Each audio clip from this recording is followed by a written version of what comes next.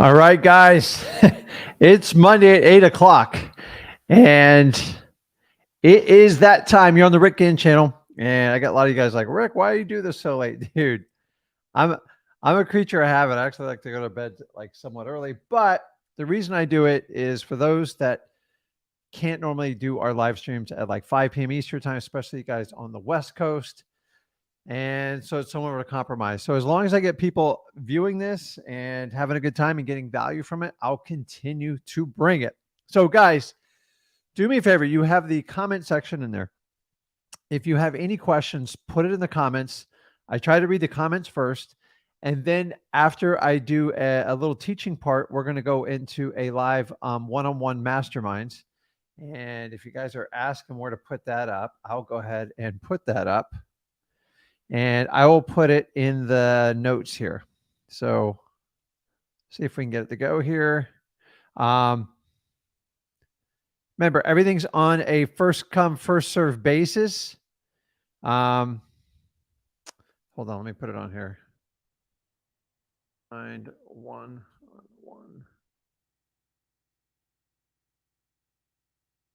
Try to cut that because it gets this like strange code on there. Okay, everything's in there. So it's on a first come, first serve basis.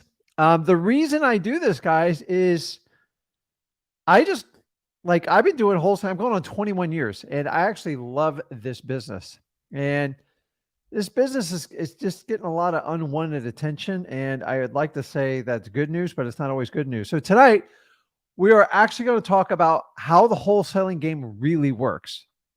And it's more important you get this message now than ever because hold on, let me get this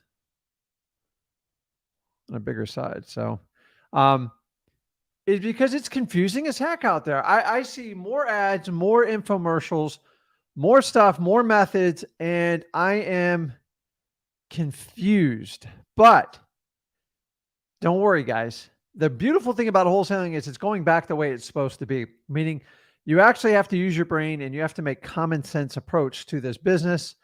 For the last 4 years, you guys have been taught recklessly from people that financially benefit from you hugely by charging you monster coaching courses. It's gotten so bad. There's a coach of all the coaches now, and they're telling anyone who's done 3 or more deals, they can easily become a wholesale coach. And listen, I'm sure at some point they can offer value, but doing 3, 4, 5 deals doesn't make you an expert. If anything, actually, I don't think till you got a couple hundred on your belt that you should even be talking about it. Honestly, I didn't even let Zach say anything till like 4 years into the journey, and he did hundreds of deals. So I'm just here to tell you is you have to go through the journey. If you want to lead people, you actually have to get in their shoes and fight the fight. Unfortunately, most wholesale coaches, specifically wholesale coaches, they fought the fight for maybe I saw someone 3 years. They think that's an amazing amount of time. That's nothing.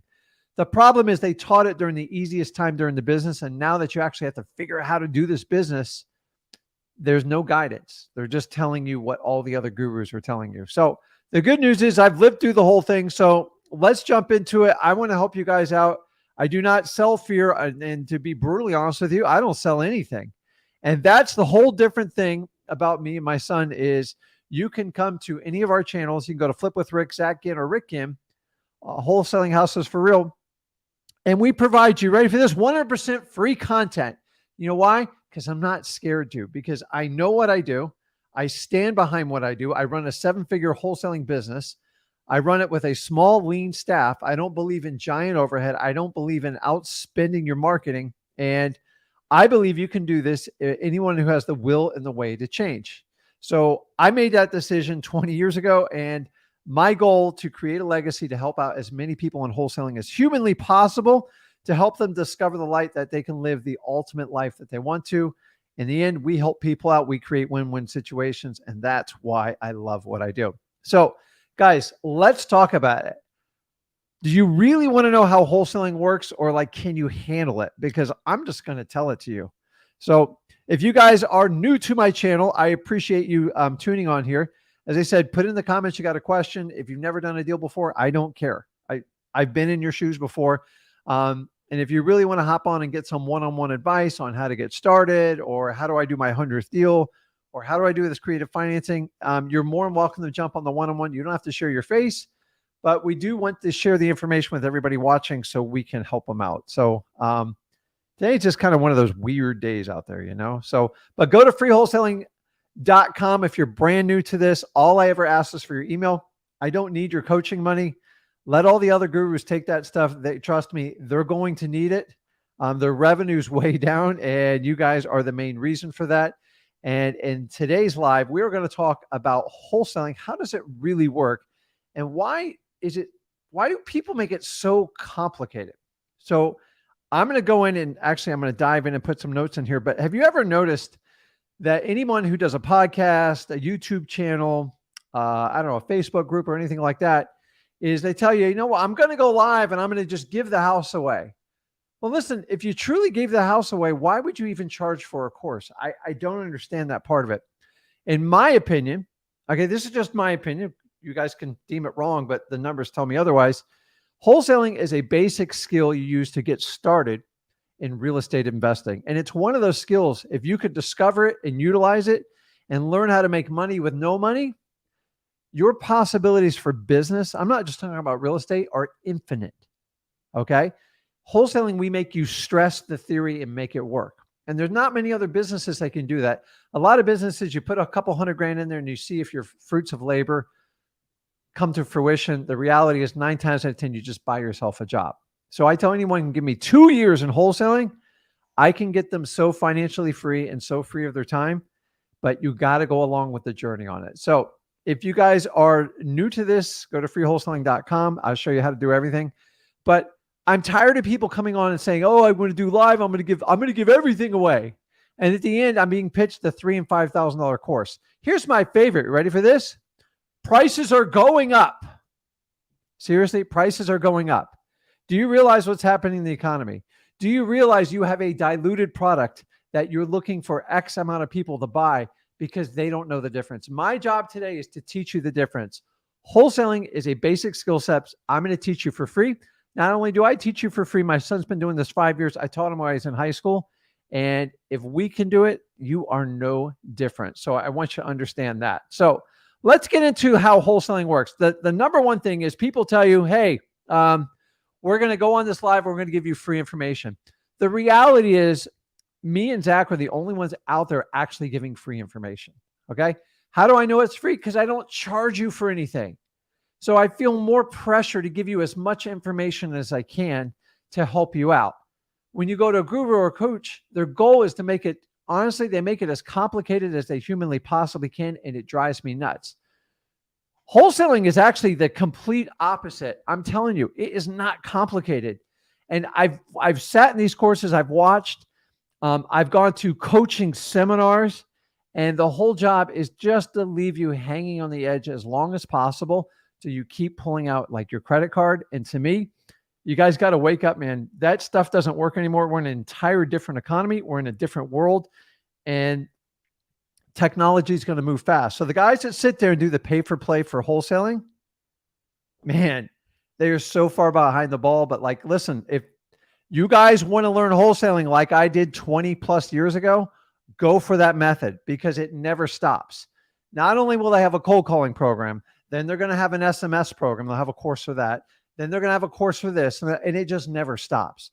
And then my favorite part is when they tell you it's evergreen or it's like a lifetime membership. Whose lifetime? Yours or theirs?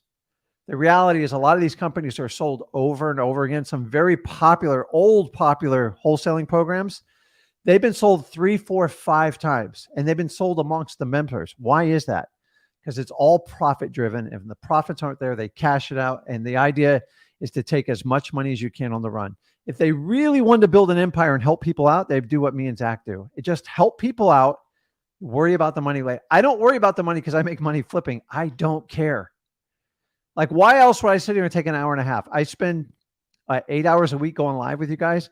I actually enjoy this stuff. I've been doing it 20 years. So anyways, let's talk about how the game of wholesaling is played. So I'm watching your comments. I promise you I'll answer everything I can on here, and I want you to understand. So number one, first of all, okay, there's only, let me put this on here. What color you guys want? Let's just do black. Okay. There's only 3 phases of wholesaling real estate. Okay. So all you guys got to understand. Like, honestly, I'm going to give you, if I had to teach you, I had like 20 minutes. This is the exact presentation I would give you. Okay. So the first one is marketing. Okay. And that's nothing more than your ability to locate motivated sellers. Running out of room there. Okay. That's it. Now, I will tell you, this is probably one of the most important phases in wholesaling. And this is the phase you should learn first. A lot of people will tell you, you have to pay to play in this phase. And I'm here to tell you, you don't. The reason most gurus want you to pay for marketing, you ready for this? Because it's easier for them. If you go out and pay a service $5,000 a month to handle all your direct mail and everything, you're going to make your guru look like a hero. Okay. Now, take me and Zach's approach, and I'll go over the list, everything we want you to do. If I can show you how to make money without pulling no money or very, very little money out of your pocket and skip the guru fee, your confidence will explode. Okay. The catch with the guru is if you're successful with them, the first thing they're going to ask you for is a testimonial. And by the way, this just out, the gurus, they just did a public recording of this. When you're excited about your deal, which you should be, and talk to your guru, they want to record a testimony of you right there in your excited face. You know why? Because they get more sales. Okay. I truly think him or her wants you to be successful. I don't doubt that. But the reality is they're kind of taking credit for what you did. If you used a paid service, what did your guru do? Just point you to the person they paid for? I could point you to those all day long. Like, I'm not going to take credit for you. I don't believe in that. So guys, I'm going to get to that part of it. If you give a testimonial to someone you paid, wait at least 1 year, if not 2 years, before you give the testimonial, and do it authentically and organically without them asking you. And that way we could actually get true reviews on what these programs are. You ever notice you only see the positive, and then you see they're either on the ripoff report or it's extreme positive? It just doesn't even make sense to me. So you are going to learn how to be a marketing expert. You have to master marketing. I don't care what technique it is. If it's on the phone, if you personally visit people, if you mail, you got to do that. The next one is basically acquisitions. Okay. Now, this is important. In my opinion, it's not quite as important as marketing, because without marketing, you'll never get to acquisitions. And then basically on this one, okay, this is where you're going to qualify your sellers and you're going to negotiate. Guys, we're almost done with wholesaling completely. I swear to you, I know this is the above view, but I'm trying to condense this so you understand how simple this business is. Because I see people with you ever seen with booklets like this thick? I'm like, are we going to school or what are we doing? Okay.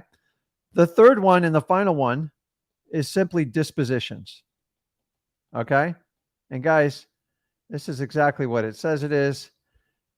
This is where you sell and you collect your money. Okay. So there's, oh my, I didn't put my screen up here. Sorry about that. I'm new to this. So guys, we have marketing, acquisitions, and dispositions. Do you see this chart right here? This is wholesaling in a nutshell. Now, I agree. There's mechanics that go into it, but I'm here to tell you, this is the mechanics of wholesaling. This is your $5,000 course. So if you want to ask questions about a course, I would start breaking down what are we doing in marketing? How do I pay for the marketing? How much money do I need? And can I do this with no money? Acquisitions. What if I have no experience negotiating? Do you guys have a qualifying method? How do we do it? And then you have dispositions. Okay. This is it. So I'm explaining it as simple as possible. So Let's go up to the next part. Okay. Now I'm going to break down how the business really works. Okay. So let's go extreme layman's terms. Okay. So number one, ugly houses. That is your product. If anybody tells you otherwise, they're lying to you. Are there some pretty houses in it? Yes, there is. But for the most part, your biggest profits are going to come from ugly houses. Okay. So, okay, Rick, I need to get ugly houses. So what do I have to do? You have to find them first.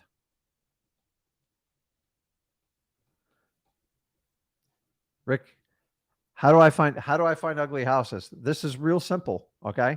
The first thing you're going to have to do is you're going to have to be a list expert. Okay. If you guys are brand new to this, go over to freewholesaling.com. I teach you how to do the whole thing. You have to gather lists. And when you get these lists, they are your prospects. They're the people you're going to attack. Okay. By the way, these lists can be free. Okay. Here's the lie that's going to be perpetuated to you over and over. You have to pay. Okay. You have to pay for these lists. The only reason a guru wants you to pay for the list is they want to make it easier on them and they want to make it easier on you. But the reality is if you don't understand how to harvest a list, how to talk to sellers, how to qualify, disqualify, and how to negotiate, you are going to be wasting money right off the bat because you don't have the skill set yet.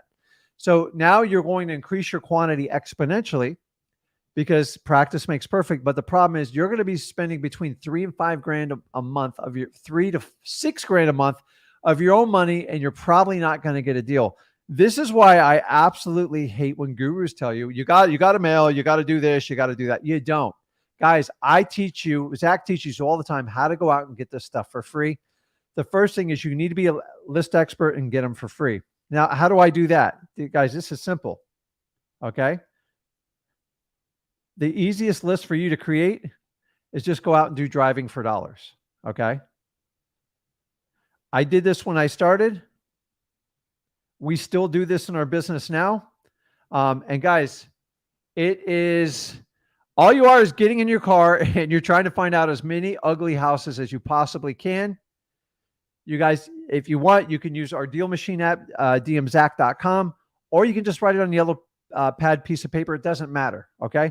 These are your best lists because you cut through all the crap. And what do I mean by that? Is you look at houses that look distressed, you reach out, you skip trace the owner, and then you contact them to see if they want to sell it. They're not even on a list. The only list is on the piece of paper you wrote down. So it's much, much faster. Within 24 hours, sometimes it's a little 2 hours, you can be in contact with the homeowner getting a great deal. The next one, guys, I'm giving you the free ones because the gurus don't want to ever talk about this. This is your government list. What are your government lists? That's an easy one. These are going to be your tax delinquencies. It's going to be your eviction list, water shutoffs, pre-foreclosure list,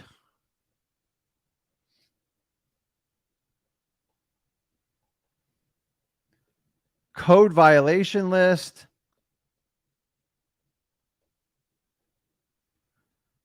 I'm just going to end with this because there's actually many more. And your probates.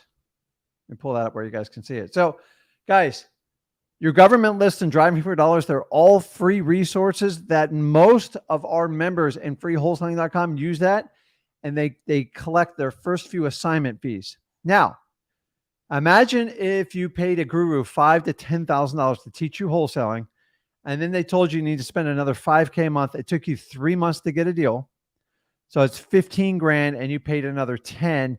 That's $25,000 you would have paid. And say you do a wholesale deal and you earn 10K.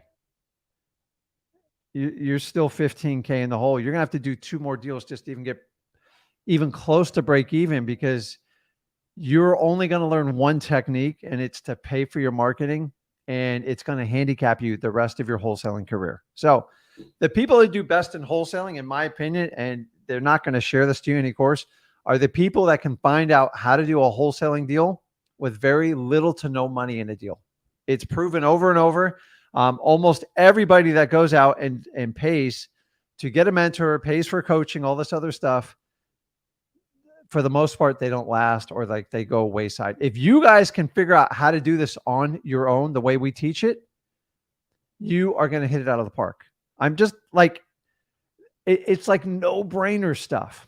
Okay. So number one is locate the ugly house. Let's go back to number two. And it is simply connecting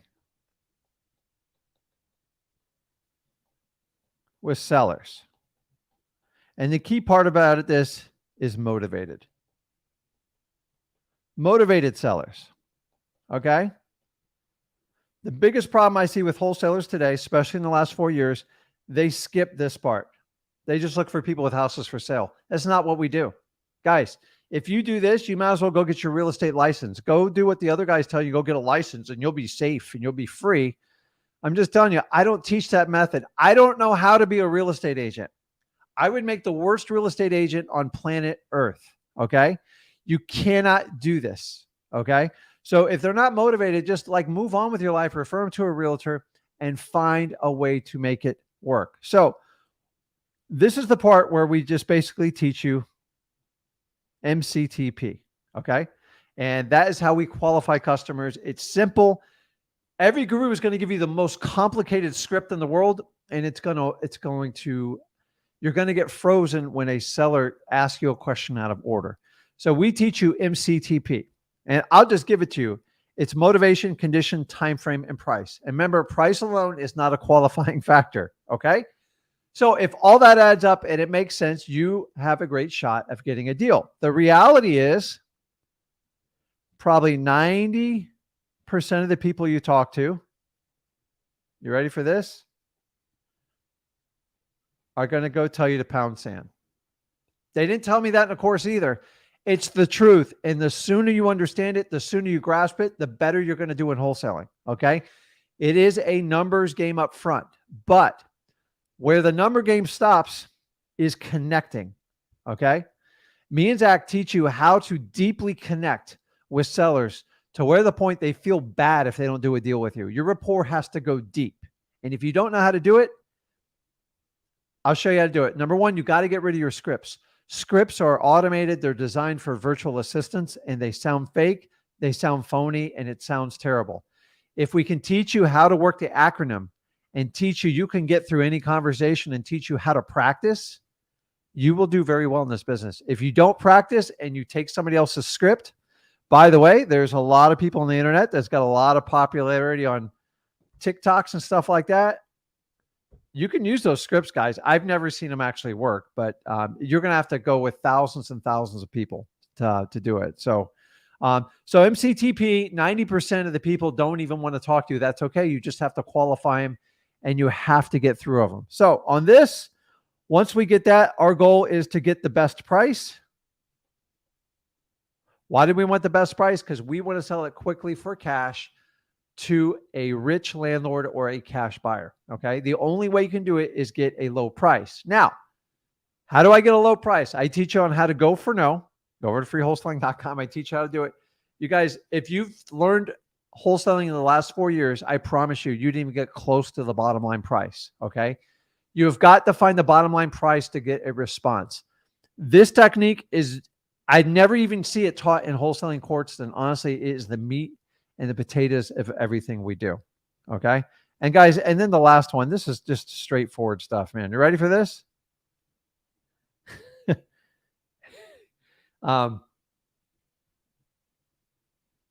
Sell ugly houses. Okay. Now I want you to understand this. I didn't say rehab, right? No rehab. I didn't tell you to rehab the house. I didn't tell you to fix it up. Heck, I didn't even tell you to close on it. Simply sell it to another cash buyer. Either do an assignment, which is the preferable way, or do a double closing. Okay. If you don't know how to do that, go over to freewholesaling.com. I'll teach you how to do that. Guys, this is simply where you sell your house and you collect your money. Okay. So everything I've done is in 3 steps. Okay. So I'm just going to crash course you again. Once again, maybe I'll quiz some of you guys on the live here. Okay. There's only 3 phases to wholesaling: marketing, acquisitions, dispositions. That's it.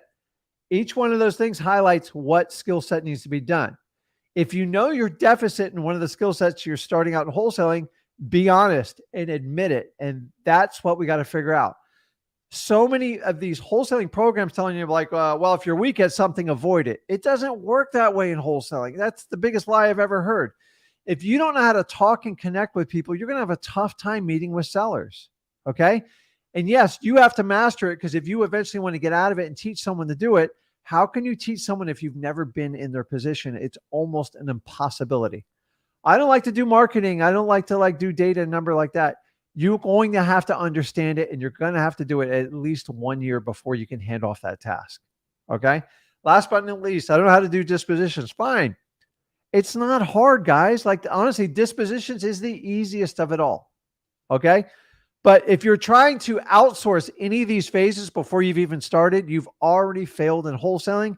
And if you have a guru teaching you to hire a VA from day one and have everybody do this and have everybody do that, and you've never done a cold call, you are going to get run over. It's just the truth and how it works. Now, maybe that guru's done it and they know it well, but you have to walk a mile in someone's shoes to kind of figure it out. Let me ask you this. Would you ever, if you guys had kids, if you were ever going to teach a kid to ride a bike, don't you think it's important you know how to ride a bike? A lot of gurus do not do any bike riding at all. Honestly, they're sitting in a studio, they're making up cute little videos, and they're not thinking about helping you guys out. Everything I do, everything I shoot here, everything me and Zach does is to help you. Okay. 3 phases. Okay. The principles of wholesaling will never going to change. Number 1, you buy ugly houses. That's your product. You have to find them. You have to be a list expert, and you can get the lists for free. Driving for Dollars and Government List will fill your pipeline. Okay.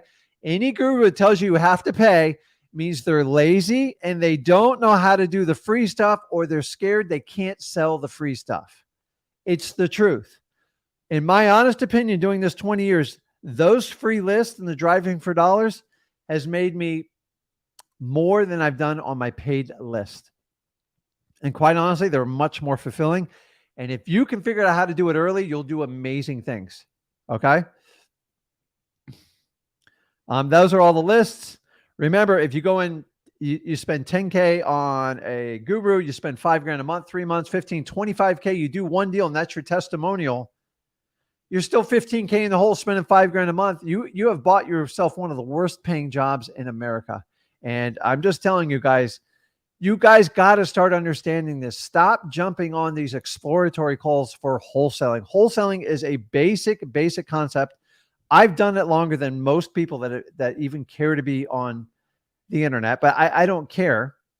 I just want you guys to understand you don't have to pay these $3,000, $5,000, $10,000 fees, because in the end, you're going to have to do the work anyways. And honestly, do you really think they care if you're going to be successful? You don't even know how many people are in the coaching program. You get excited. And here's the key, guys. Okay. You want to know why? The next one's connecting with sellers. MCTP. I've taught you how to do that. I'm also telling you 90% of the people you talk to are the wrong people, and you just got to get rid of them as fast as possible. You guys doing cold calling, you completely understand my logic on that. And the last one is just sell your ugly houses to get paid. That's it. Okay. If you can join me in this 2-year journey, you can sub and hire out as many people as you will, and you will not get the benefit of scaling your business unless you understand all 3 phases of wholesaling. And I would never have somebody work in my business to ever come on as a partner or anything unless they spent, my opinion, 4 to 5 years working every department, AKA Zach. So you guys understand, I'm looking for a level of commitment that people that work with me, and you guys should too. So here's the real reason why coaching exists. Okay. I'm talking about wholesale coaches. You ready? So you can either flip these things called houses. A little window. How do you like that one? Or You can flip these things called people, houses. Okay. 330 million people in the United States. There's a lot less houses. I don't know the exact number, but I'm sure, 50 million or whatever. But all these can be done on the internet. You can now do it virtually. And you can charge whatever you want. So which business do you think is going on here? Okay. Guys, I've already told you there's a coach of the coaches. Like, think about that for a moment. I was so good at coaching and wholesaling or real estate. I'm going to teach other people to do exactly what I do. I don't care about their level of experience because as long as they pay me, that fits my business model. Okay. And by the way, when they say, hey, do you qualify for your program? The reality is if you have a credit card, you qualify. I see it all the time. So they got a choice. You can go this way or that way. Rick goes this way. So does Zach. I stick to houses. It's what I'm good at. It's what I love. With people, all I'm going to do is help. And I'm not going to charge. Why? Because I think it's antiquated. And if you guys keep following under these same skill sets that you're being taught, like how to learn this business, it's ridiculous. Guys, we're talking about wholesaling. I'm not talking about how to flip a 500 unit apartment complex. Okay. That will come in time. Give me someone who understands the basics of wholesaling and I can work with them on flipping a 500 unit apartment complex. It's just more zeros and a little bit more due diligence and financing. That is it. That's the only difference. Okay. The reality is it's much easier to turn a business from this because they can harvest students till they turn blue. I'm going to get off of this here. I can go on all day on this. Guys, the reality is they're making wholesaling so complicated. They make it sound like they can't do it without you. And I'm here to tell you, don't buy into it. It's the biggest, it's just junk. So I'm trying to get back here. Let's see here. Okay. So how wholesaling really works, it's just 3 phases and you need to get through them. And then if you have a shortcoming in one phase, you have to spend some more time doing it. I heard someone the other day says, you just hire someone to do that. In the beginning, it won't work. And it just drives me nuts when people do stuff like that. So I want you guys to understand that the simpler we make things in life, the easier it is to learn. And I find the opposite's going on wholesaling. You have people now naming methods after their last name. This is becoming marketing factory. Okay. Listen, I like a good marketing pitch, but I like a good marketing pitch towards my motivated sellers. If I just did marketing pitches to you guys all day long, I'd drive you nuts.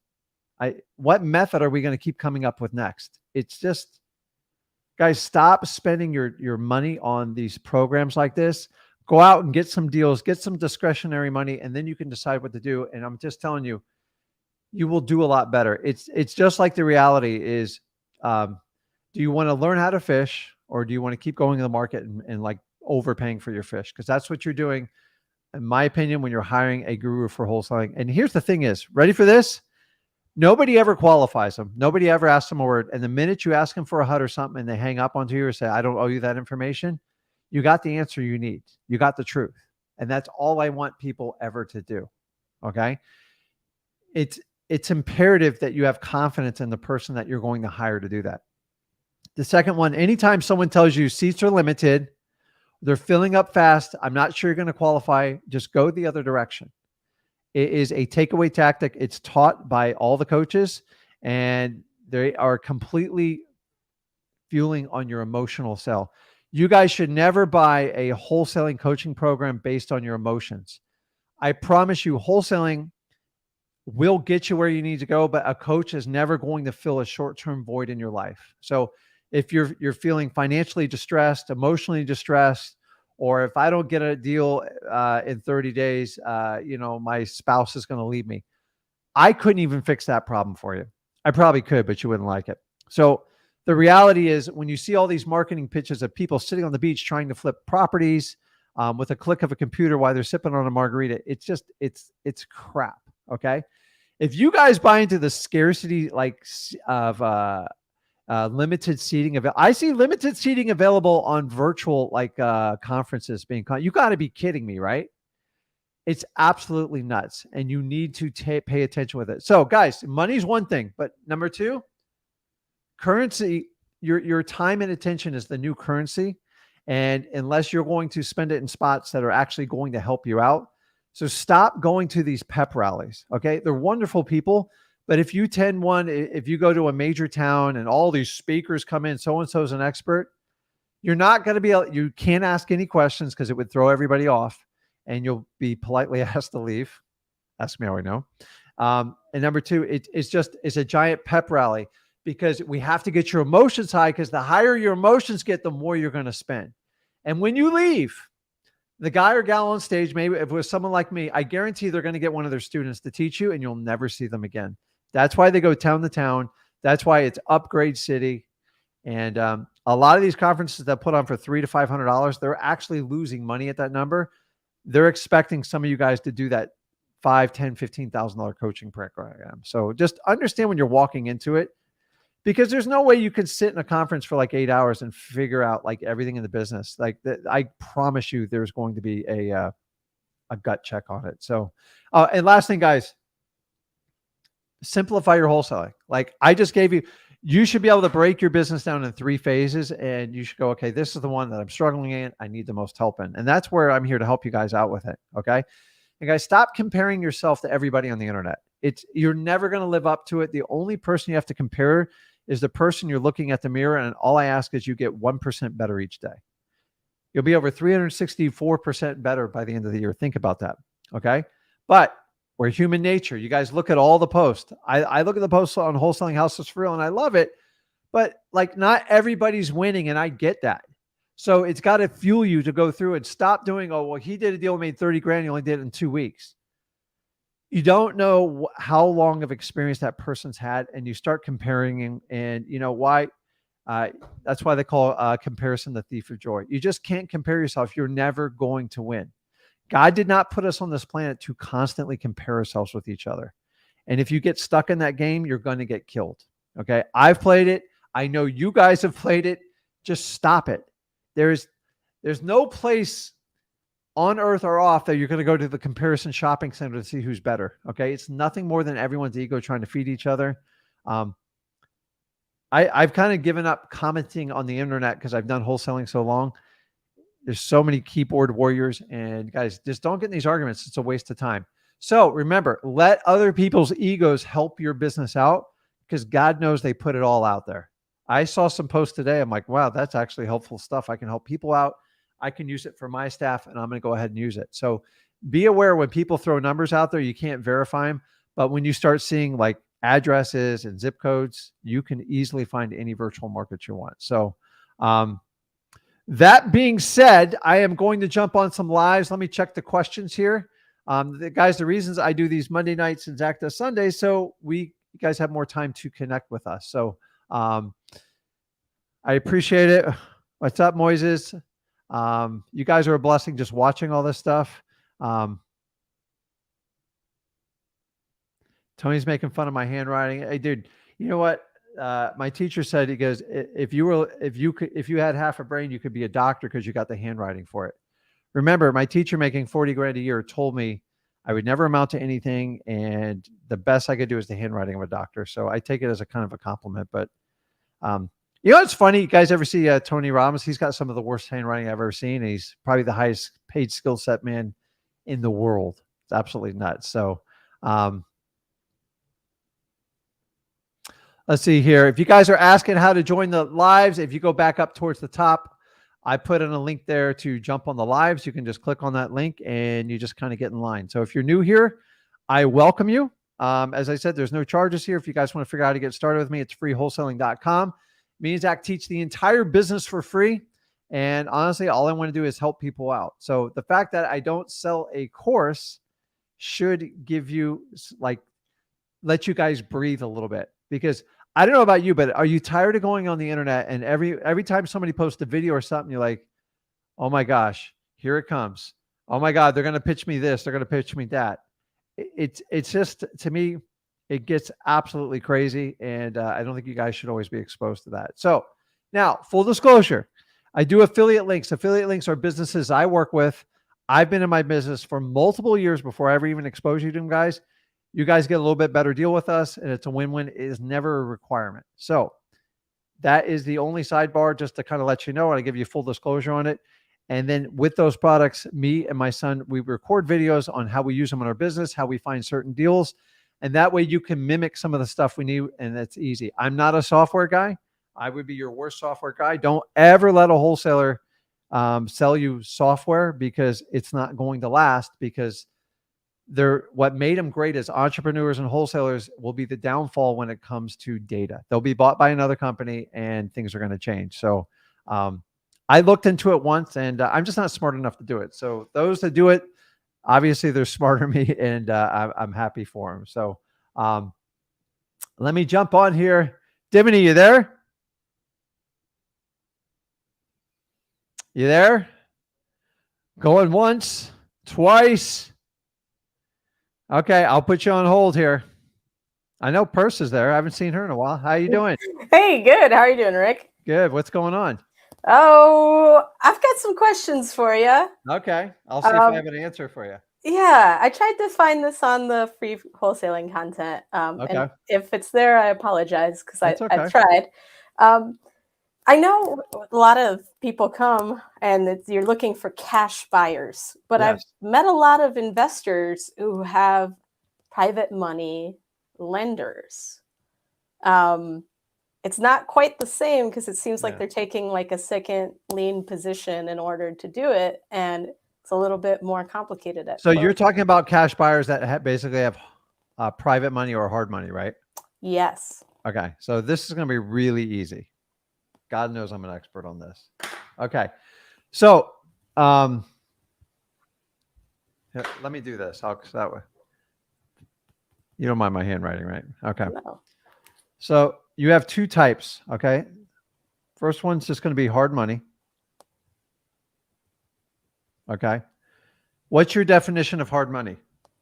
Well, I'm doing this to help teach you. It's not to embarrass you or anything like that. Sure. So, for hard money, my definition is that they do pull your credit and they qualify you, and they typically are looking for an appraisal on the property, and you don't have to have like an established relationship with them. Okay. You're actually 100% right. Hard money can kind of do whatever they want. So it's like, so in the old days, God, what's it the old days? Okay. I did some hard money loans. In the beginning, they're brutal. You're right. They want to check your credit. They want to see your experience. And then they want to see if you have any cash in it. Mm-hmm. Okay. And then you go over this side and they actually underwrite the deal. Yeah. Okay. Now, I want you guys to understand this. In a true hard money, for someone who says, hey, we're focused on the asset, this should be the underlying reason. Okay. Now, the reality is, if you're brand new to the business, you make people nervous. And part of what I teach in freewholesaling.com is to go ahead and just explore relationships with hard money people. And you got to understand, hard money people are like regular people. Like, for instance, I do hard money, but I only do hard money to further relationships with people. Like people I believe in doing amazing jobs. Because I look at hard money as like, if I underwrite it and I know the numbers are good and I can make like a good return and do nothing, I love it. But there is significant risk when you do hard money. Okay. So the next side is over here is if you're brand new, they're going to take all three of these things and they're going to require that plus that. Okay. So number one, if the deal does not cut the mustard, they just don't do it. Like if it's an old house or something like that. If you're brand new and you met with a hard money person before you got the deal, then you can solve credit right off the bat. You can kind of tell them about your experience, and they're going to tell you what they prefer you have into it. Hard money is starting to mimic a lot like regular bank loans. A lot of people want to see 10 to 30% into it because they feel safe. Okay. Now, if sometimes I've seen recent deals where people are buying 50, 60 cents on the dollar and they're still requiring people to put money into it. Remember, when you put money into a deal, what happens, Bersa, for the hard money lender? What does that do for them? It makes them feel like you have skin in the game. Yeah. So that works well on this side of the equation, not in the coaching, in my opinion. It makes them feel easier. Like, okay, if the crap hits the fan, like your money's going out the door first, then mine. And they're still taking calculated risks. Okay. So now let's switch over. You said the other one, which is soft money, right? Oh, I haven't heard it called that, but yeah, just like people using their We're going to call it relationships. soft or private money. Yeah. And this is the problem, is people make this stuff so complicated. The other thing you have to understand. So guys, you can put in the comments, what do you think the actual rates are on hard money? So what do you think they are? Like percentage wise. So if a regular loan's 7.5% right now, what do you think they're going to charge for these? Am I allowed to chime in? Yeah, no, go ahead. I got 12%. I got 9%. What do you think? I was thinking it was 13. Okay. So shocking as it is, because I get offers all the time with people with hard money. They're all still between 10 and 12%. Okay, guys, that's not a big difference, because when rates were 3%, they were still 10 and 12%. Okay. What they really want is the points. Okay. And points go between 1 and 4. So you know what that means? If they were loaning you $100,000 on 4 points, you have to pay $4,000 up front. So if they wanted to loan you the entire $100,000, they'd just loan you $96,000. That's how they do it. And then you might have to bring cash to the table for closing costs. Okay. The other thing is you have to pay all the recording fees. No mortgage, everything.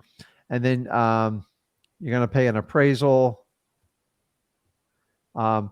Here's the real problem with hard money, guys. It's the points and the fees. They can charge whatever they want. You cannot negotiate it. If they want to charge $700 for an appraisal, you're going to pay it. They figured out how banks do it, and they jack it up. Here's the secret to hard money. If you ever had to use it, which I strongly discourage everyone against using it, because there's a reason they call it hard money, stop focusing on the interest rate. The most important thing is the points and the ease of getting the loan. Okay. A lot of times you got to get these loans. It's a last resort, and you need more than 48 hours. So they typically take at least 7 to 10 days to set up. And remember, they're just like a bank. They're going to check everything right at the closing, and then you got to make them comfortable. Okay. I hate hard money loans. They're difficult. Now, let's talk about hard money when you're selling your properties, right? Is that what you're really inquiring about? Yes, it's buyers saying they have hard money or private money. And I've encountered somebody with each. So I'm trying to figure out, what does that do? So here's the challenge. Okay. I personally don't take people with hard money unless they've done at least 3 to 5 deals. Because the reality is most people don't understand how hard money works. So if I'm looking at it from a wholesaler and I'm selling it, and people will say cash or hard money, I'm just telling you, if you had a choice, take regular cash, because you don't need a permission slip from anyone. A hard money lender can pull the money up right up to your closing date they don't owe anyone an excuse other than themselves. So unless they have a track record, like I have a buyer who's probably bought a dozen properties with me with the same lender, and they still drag their feet. And I tell them, listen, you're going to lose your deposit. I'm not playing. And they test me. And then every now and then I take it, and they're like, okay, we'll play ball. That's the problem with hard money. It is just like a bank. If you've ever done a regular real estate transaction, banks are notorious up to the last minute, usually being a day or late, and the paperwork's the last minute. The biggest holdup with hard money is they have a packet about that thick, and I'm not kidding you, because you sign your life away. You personally guarantee it. So it's just as cumbersome as a regular mortgage. So if you understand it's just as cumbersome as a regular mortgage, the only difference is if you take an upfront deposit and you sign it non-refundable and you agree with the title company and both sides agree it's non-refundable, then you have leverage over it. But sometimes it's a pain in the butt when they don't close. It really makes your life difficult. So if you have the choice between hard money and regular cash, take the regular money every time. And then if it's a hard money and you're getting no action on the property, you might want to get their experience level and ask them if you can call their hard money person. And if the hard money person says, I've never heard of this person, I'm not going to be the first. If it's their first time with hard money, I guarantee you it's going to be a nightmare. So if I take 10 contractors with hard money, 8 of them are a nightmare every time. And I pay someone to go through it all. And they're like, please, here's what they say every time. Please don't give me someone with hard money. I can't handle it. Most people get hard money. They went to a certain course and they learned how to get hard money and they find out why it's called hard money. What about the soft money? Okay, so let's talk about soft money. Soft money is what I call handshake money. My favorite kind of money in the world. Soft money is when a family or a friend or somebody you trust lends you money, and they typically what they do, they'll either send the money to the title company or they'll just send the money to your company. And then you give them a mortgage and a note. Sometimes it's recorded. It should be recorded to keep everyone safe. But I have a lot of deals so we don't even do that because we use it like a revolving line of credit. And then basically they get a set percentage, usually between 6 and 10%, no points, no recording fees, and you are the decision maker and you can make very fast decisions. Okay. Soft means it's like your dad's lending you money or someone you know and trust, but you are in control. And that's what it means. And I will do that stuff all day long because it's easier. It's less people I have to go through a decision process on. Yeah. Do title companies have any problem recording that deed? They don't care. They'll do whatever you tell them to do.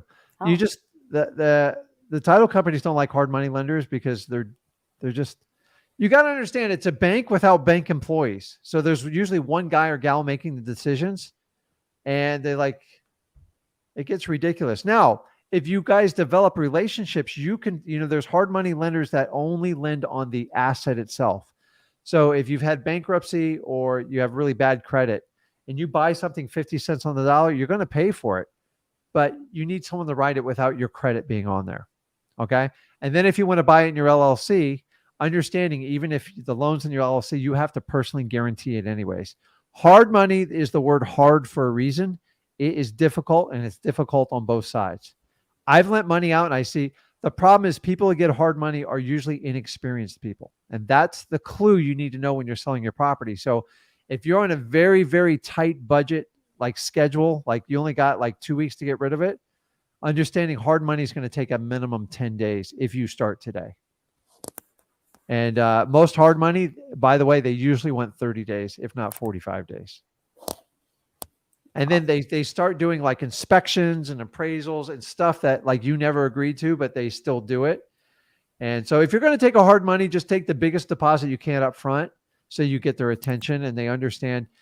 And you have to do more than just take a non-refundable deposit. You've got to go to your title company, the escrow agent, and have them sign out a form saying, if they do not close on the property by this date without your permission, they automatically sacrifice the deposit.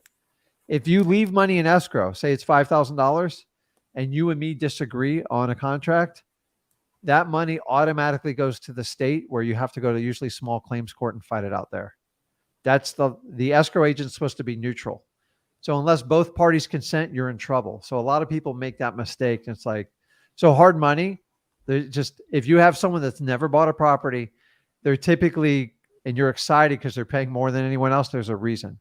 And usually the hard money person is going to go, I can't lend that much. It doesn't make sense. And then a lot of times they have to pay their closing costs. And you go, listen, you have money for closing costs. They're like, I know the hard money guy says he'd lend it all.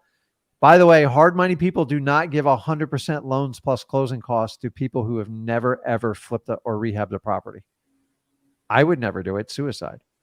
So soft and private money is what you like to hear. And that's the stuff that if you can go out and raise it, because the real challenge in any type of financing outside of banks is how much is it going to cost me and what's the speed to deliver it?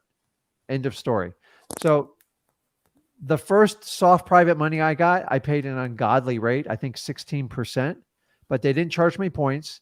We recorded a mortgage and I got the property back in like 72 days. This was kind of like a wholesale before I knew how to do them correctly.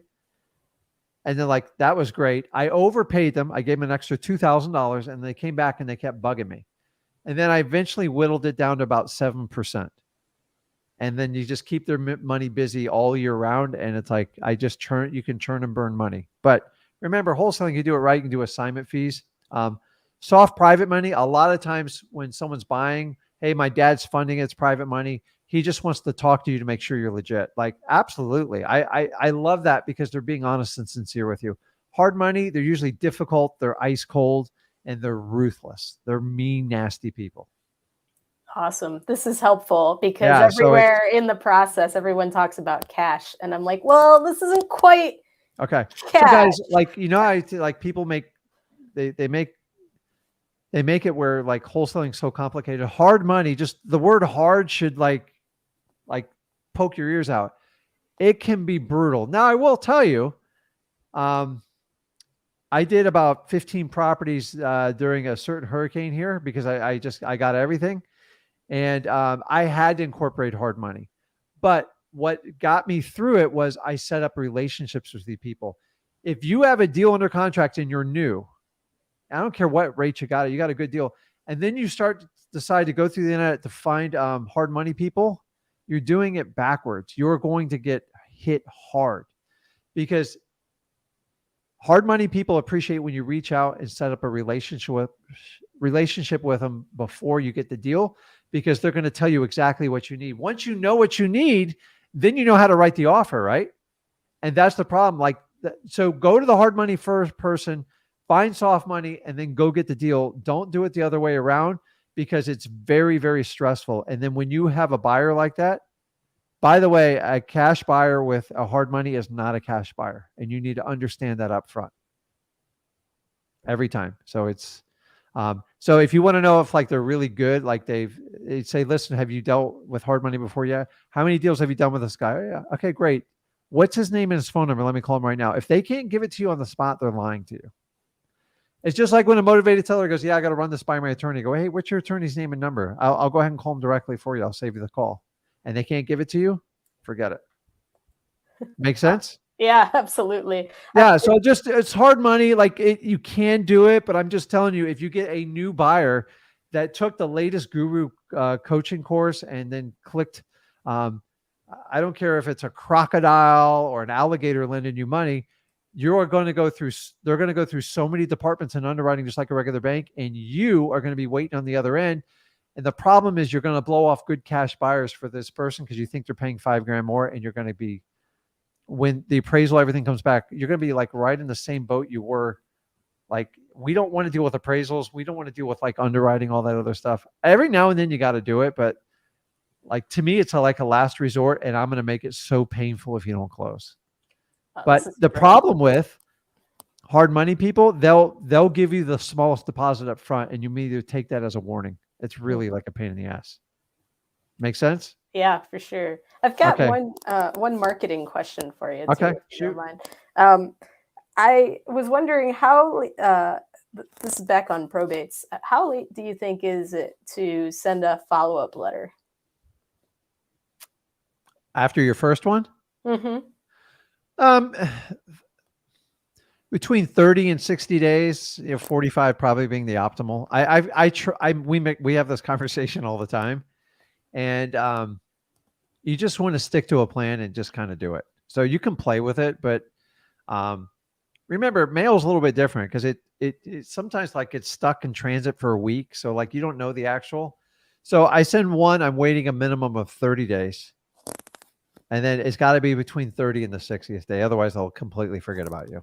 And that's it. I already told you, you can do a third and final one. And then I put them in what I call a catch-all mail. And then we send it out to everybody. But I do a lot of mail. That's you guys don't have to do all that. But listen, those people that teach you, like, you got to send 7 postcards to one person. Well, they're obviously not paying the postage bill because you're going to go broke if you do that. I rather...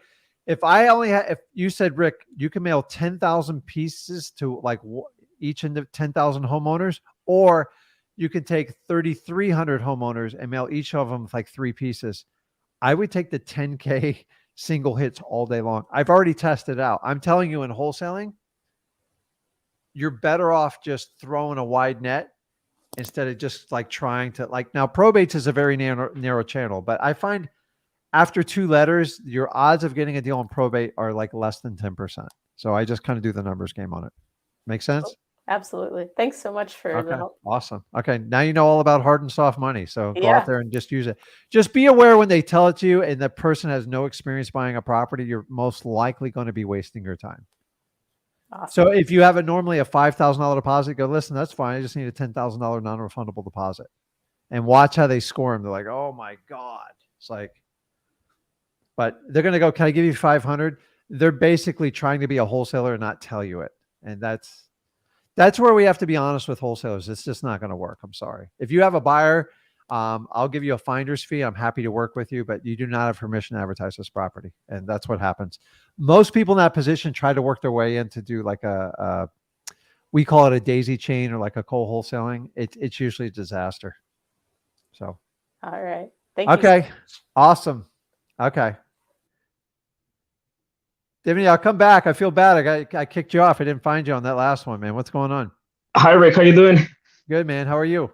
I'm great. I'm really happy that I was finally be able to be on the call. So, at least 2 weeks that I've been trying to get on the call, and for one or other reason I was not being able. And there's like 2 weeks ago. So there's this story. So first of all, the topic from today is something that got into me. Like I feel like everything you went through step by step, it was like something that I've been going through this couple months. Because usually you have to go through a 3-month program to get through all that stuff. It's yeah, just the truth. Yeah, and so I mean, I found you guys, and ever since I started listening to you and Zach, it's been like a hell of a difference from these other gurus that they charge and they don't really talk anything. Yeah, and we could have a whole conversation on how much they charge and why they charge, but you guys have figured out. You understand it's hard to have an authentic conversation with anyone who charges for a course, because if they speak too much, then they can't pay for the course. And that's the problem. It's like, I watch a lot of the shows. Listen, a lot of them are my friends. They're not bad people, like good parents, stuff like that. It's just, they've been sold this coaching community. And like, how can I tell you guys that stop trading your time for money? Oh, but then you go be a wholesaling coaching, trade all the time you want for your money type of deal. And by the way, they're making millions. Kudos to them. But oh yeah, like, I got to go to bed and sleep at night. Like, I'm fine with it. But in the long run, they're most likely going to step on their own feet, because me and Zach are just starting a wave. And whoever wants to join us on it, let's go for it. I am not teaching calculus here, guys. I'm trying to tell you, wholesaling is simple. They make it complicated on purpose, because then you need a guide. And I'm here to tell you, if you can learn how to make money with no money, you will destroy this business. You will eat these guys and gals alive. I'm telling you, they only know one way and throw a crap load of money at it. And honestly, I don't even know how profitable most of them are. I know their coaching models are extremely profitable. I saw this last week. I saw 4 coaches going on stage. I mean, good people, very good at the process, but guys collecting between $2 million and $10 million in coaching fees. I want you to wrap your head around those numbers, guys. That's your money you guys are giving them. They're going on stage collecting awards for this. And this is why the business continues to grow. And you've got all these 16, 17-year-old kids coming out and like trying to figure out how to do it. At some point, I almost feel like, I mean, I feel like my son's an exception because he grew up around me doing this business, but like, I didn't even give someone the nickel advice till 10 years into the business. I was just like, it's crazy. And I'm just telling you, there's only 3 phases to this operation, and you guys just got to break it down. And people will tell you, if you're really bad at that, just hire someone to do it. It doesn't work in the beginning of business. There's no business in America where you can just outsource everything. You can outsource the receptionist, I guess, but in the beginning, none of us can afford it. So that's my rant, but go ahead. I didn't mean to interrupt you there. No, I mean, I listen to you guys since I get to work in the morning and I listen to the podcast. I've been trying to, like, I work a 9 to 5, and even when I'm on my work, I'll be listening to the course and everything. Like, I'm addicted to you guys. Like, because I want to learn. I have the hunger in me that I want to learn, and I want to do something about it. Okay, where are you located? In Wisconsin. Oh, wow. Wisconsin. Yeah. I got friends that live in Wisconsin, so you got a great market there. Yeah, thank you. So yeah, I've been trying to market. Yeah, I've been trying to do some work as much as I can. Okay. So I have this so there's this coworker. He's really motivated, like super motivated, and his house is really motivated as well. So his wife passed away like a couple years ago. And but his wife refinanced his house. Both of them were on the loan. Okay. And then so he wants to move out of state. So that'll be something that motivates him to sell the house even more. Okay. But he has a so I did the comps. I went to the house. I did everything. I'm following you guys' steps, and but the house has like a MAO exceeds the value of the house is there, but the MAO, it's almost like top of what he wants for the house. Okay, so let's just do this real quick because I want to help out as many people as I can. How much does he owe on the house? Do you know?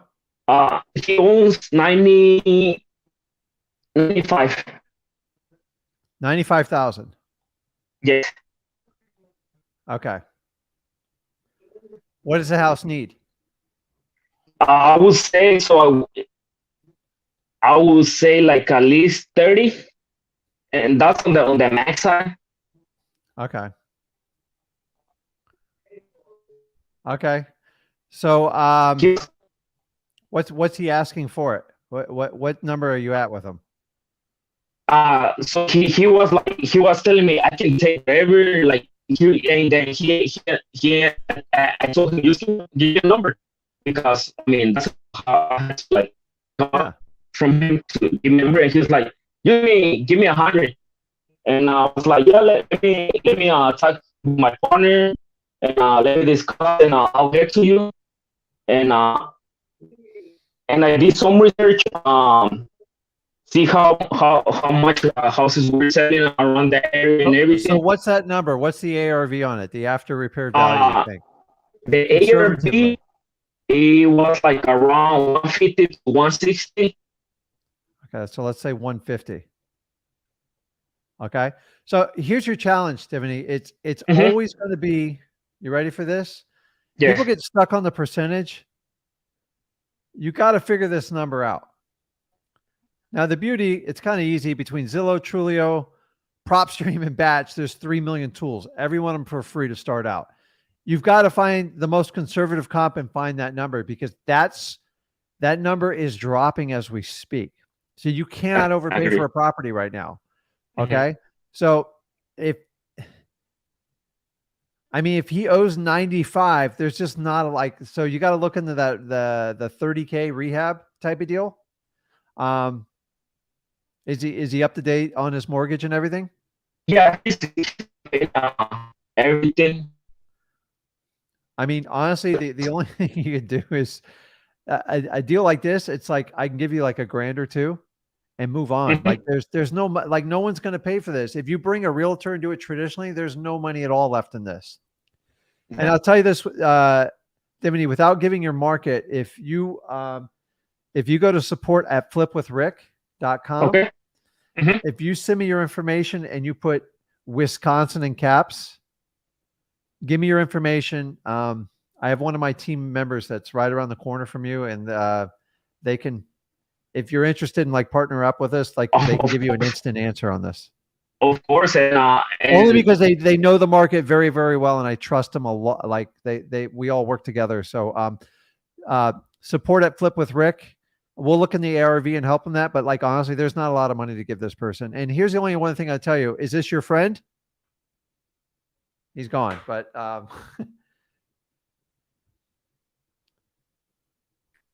Divinity. Hey, is that your friend? I'm sorry. Is this person a friend of yours? Oh yeah, he's my coworker.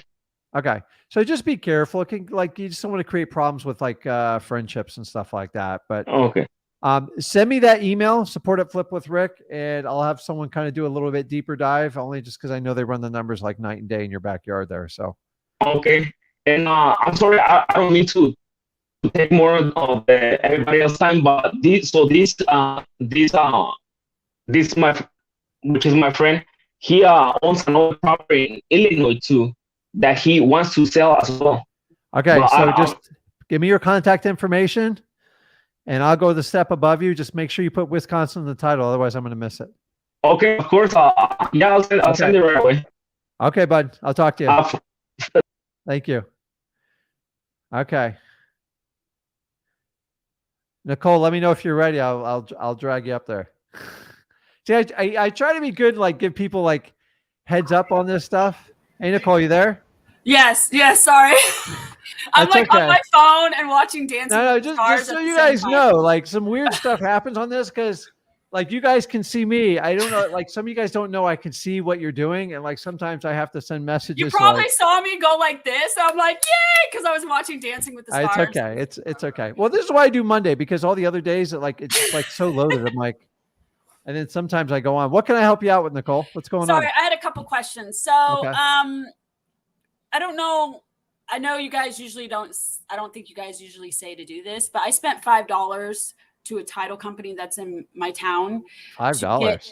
Yeah, it was the $5 fee to get a list of from Clark County, Cowlitz County, where I was from. But they're like, it seems like they're foreclosures lists, and like they're already too late, or like it's because it says like trustees on them, and it's really weird. And I don't know if I am too late or. Like, because it already has an auction date, and I don't know if I even should call these How did people. you come up? Did they say, "Hey, Nicole, I got a list for you"? Did it start out like that, or no? I actually asked them. Okay. Yeah. So just I ask them where they get. I could call like Ask them where they get their list from. What was that? Do they get the list from the county courthouse?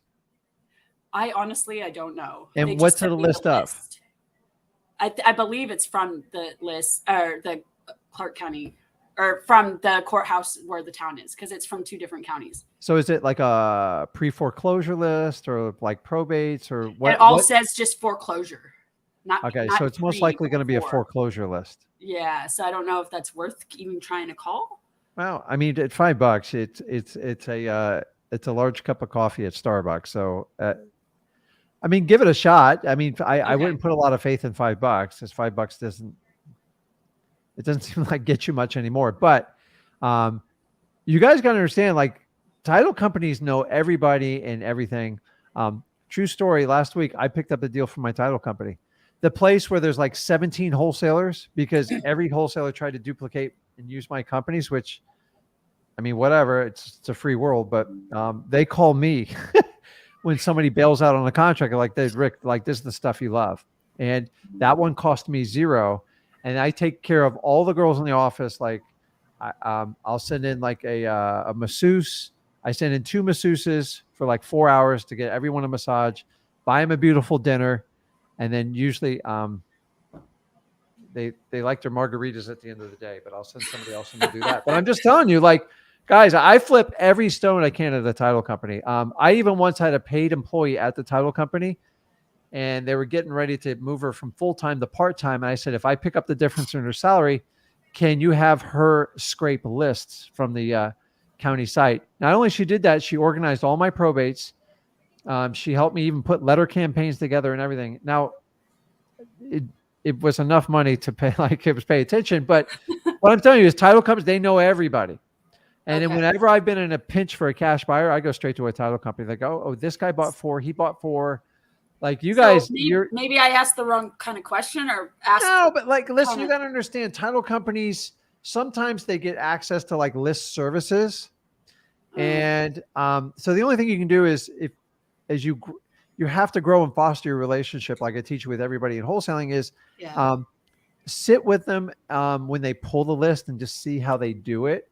And it'll answer most of your questions. So sometimes it's just a third-party source, and they're providing that as a service to all their investors and wholesalers, which is great. Like, or the other one is maybe they're manually trying to scrape the list for you.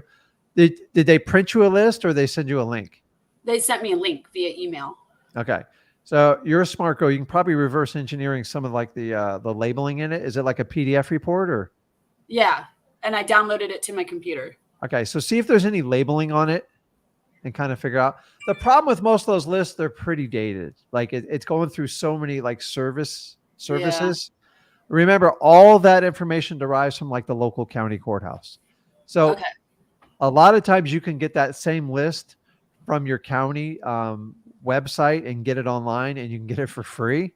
Yeah. You might have to pay like a small fee for the year. Like I pay $100 for one of my counties here. It's well worth it. Like it saves us thousands of dollars in gas. So don't, even if they give you a bad list, just take it and listen. And that's the problem with list is it doesn't hurt to try and call. Yeah. So if you go through it and you're not making any traction after a month or two, just like move on. You're better off going straight to the courthouse and getting stuff like that. But guys, it's weird though.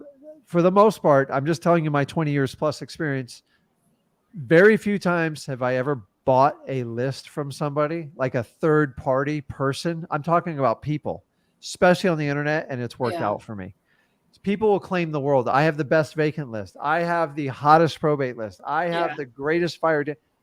It's bullshit. Like, sorry, they sell it to everybody, and that's the problem. It's like, well, why didn't you tell me that up front?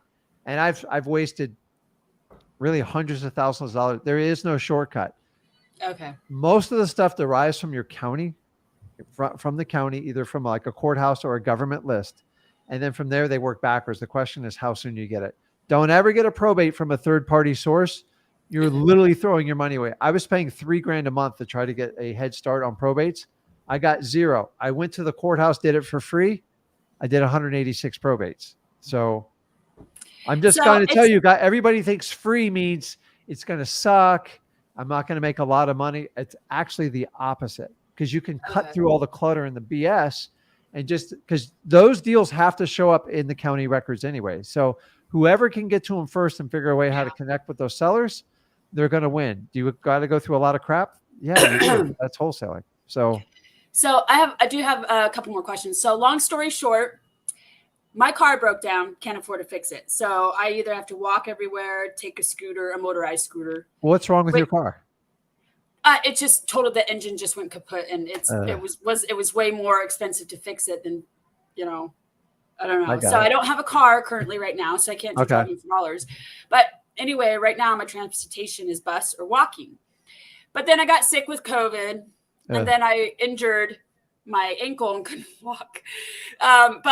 Anyway, so it was a while ago when I went to the courthouse. It's been a while to get the list for probates or whatever, or stuff like that. But when I went there, they told it was like I had to go on their little computer. They had like a little computer at the courthouse outside the office, and you had to put like this certain information of which they didn't have. And I'm like, well, how am I supposed to get this information? How am I supposed to get probates? And I remember asking you and Zach before, when you guys were both on a long time ago, and you guys told me to go back in person, but I don't know, why I don't understand the little computer with the little, I just don't get that. It seems very hard to get it. Here's what you have to understand on this. Okay. I am not the sharpest tool in the shed. I admit it. If I could have got kicked out of high school, it would have been me. I was always respectful to teachers. And then I knew I never fit in college, but my parents pushed it on me. I'm just like, it's the longest 5.5 years of my life. And I'm here to tell you that all my fortunes, everything I've made, is because I just slow down and I just like break stuff into pieces, like really, really simple. Okay.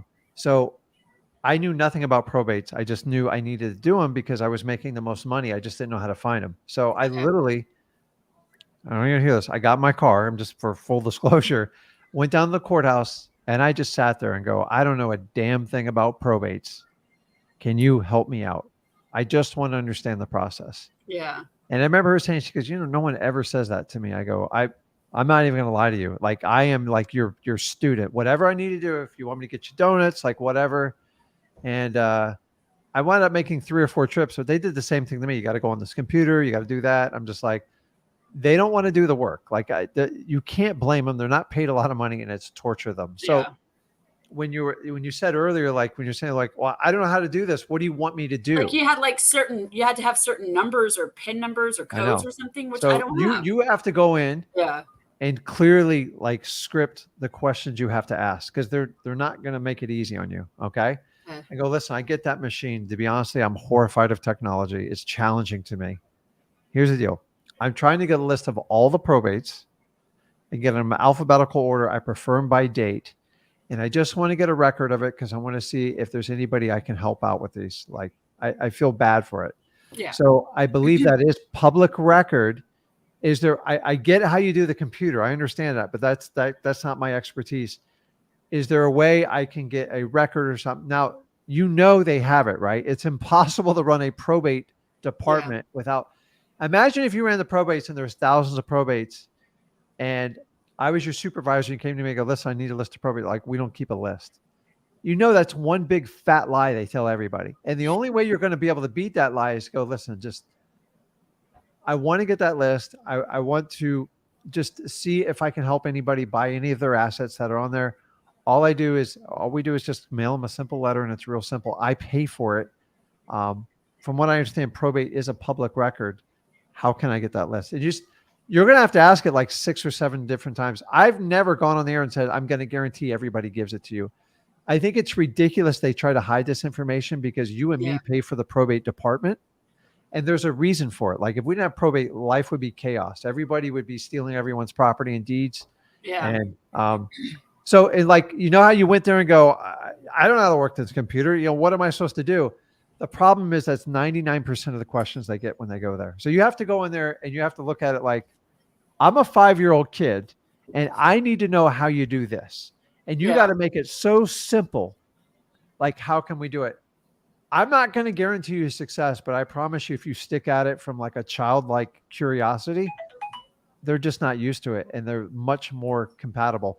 I have 5 counties I deal with. 3 are wonderful for probate. 2 are like the walking, like we have to draw straws. Who has to go there? It's that bad.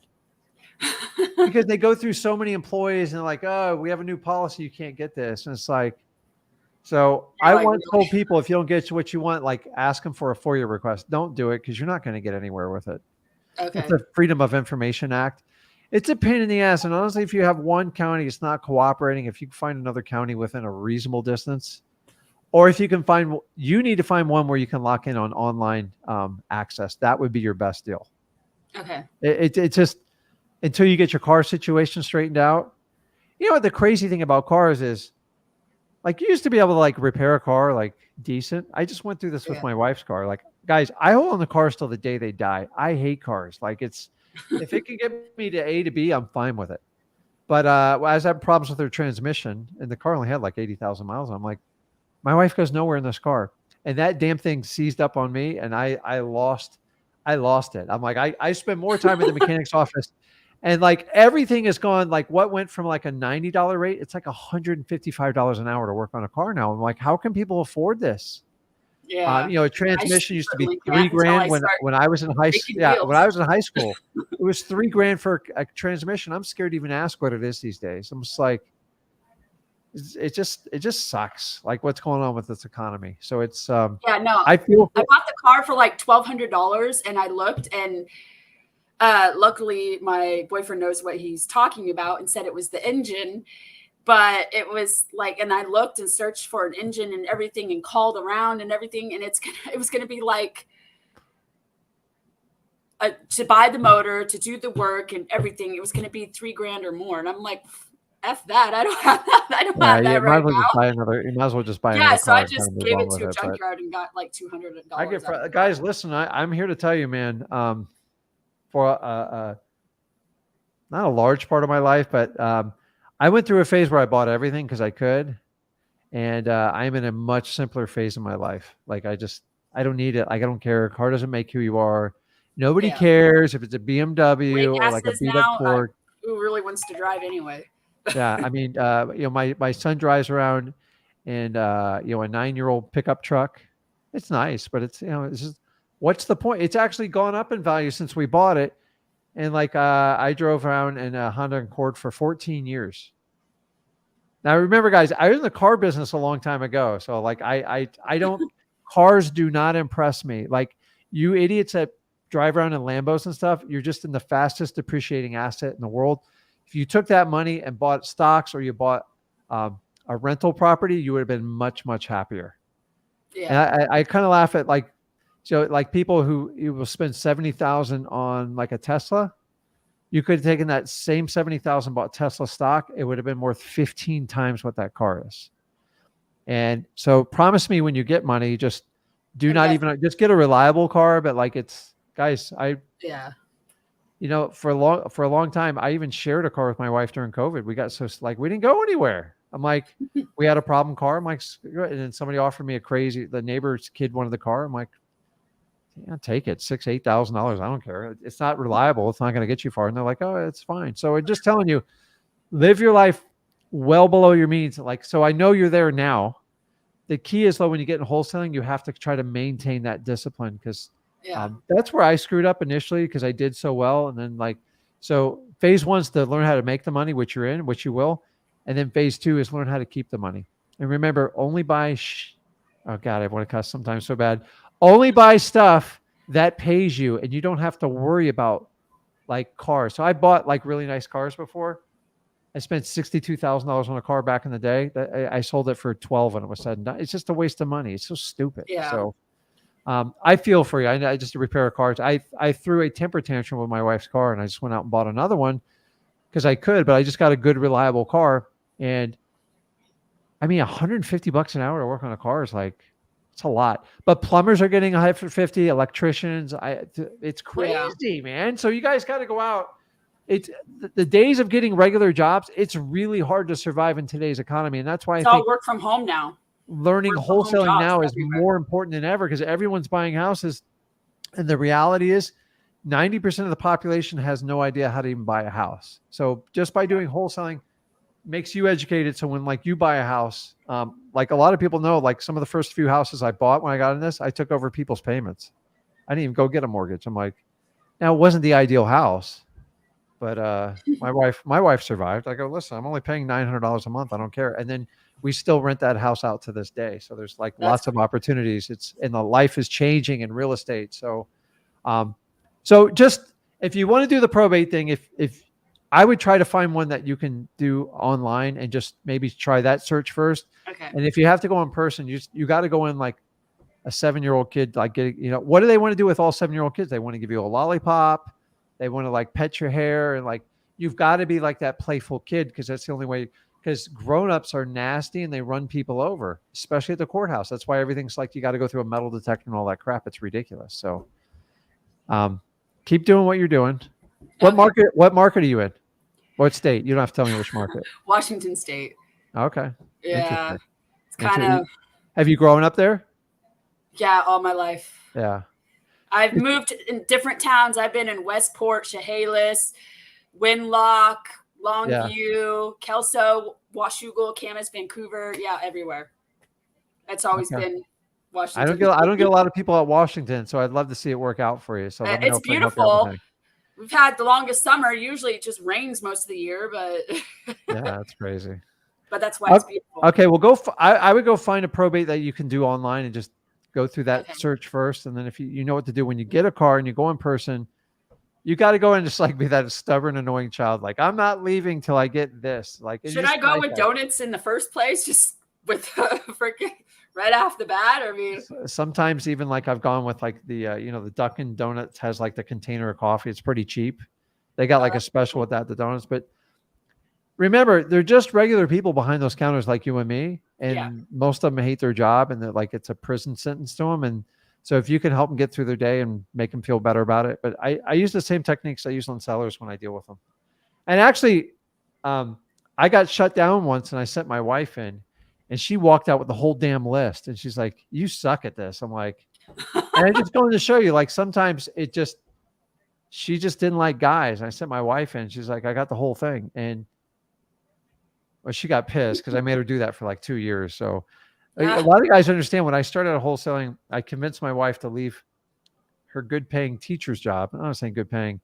And she did a lot of like the crappy stuff. Like wasn't good at it at the time. And I could do a whole show on how to like work with your significant other. Kudos for her, man. Because I have 3 girls. They're all adults now, but yeah, like I love kids, but just having my own kids and then working with kids all day, I don't think I could be able to handle it. Like, challenge, so kudos to her. Your wife is amazing. How do you work with your son? And like, I'm just, sometimes it just works out. So full disclosure, I have a daughter a little bit younger than my son, and she's in the medical field, and she's doing very advanced classes to get her doctorate and all this stuff. I'm just like, I mean, it's over. Like, so whenever I have something that hurts, I just call her. She's like, hey, do this, Dad. And it's like she's really smart. But I asked her, I'm like, why did she, wholesaling? She goes, it seems like torture what you do. You're always talking to people. And I go, I actually enjoy it. And then when it came along with Zach, and you can agree with this, is we always wanted like things to be easier for our kids, right? Yeah. As you guys know, when you get in the journey of wholesaling, it can be hard. But to me, the reward's worth it. And then when my son came in, I did everything to knock him down on his knees in this business. And I'm just here to tell you guys, part of the Rick parenting, because I have 2 adult children, is the easier you make it on the children, the harder it's going to be in the long term for them. So if you constantly pay for stuff for him, gave him, by the way, I never gave Zach a car. I didn't pay for his college. I didn't pay for either one of my kids' college. I said, you want to go to college, figure a way to get it paid.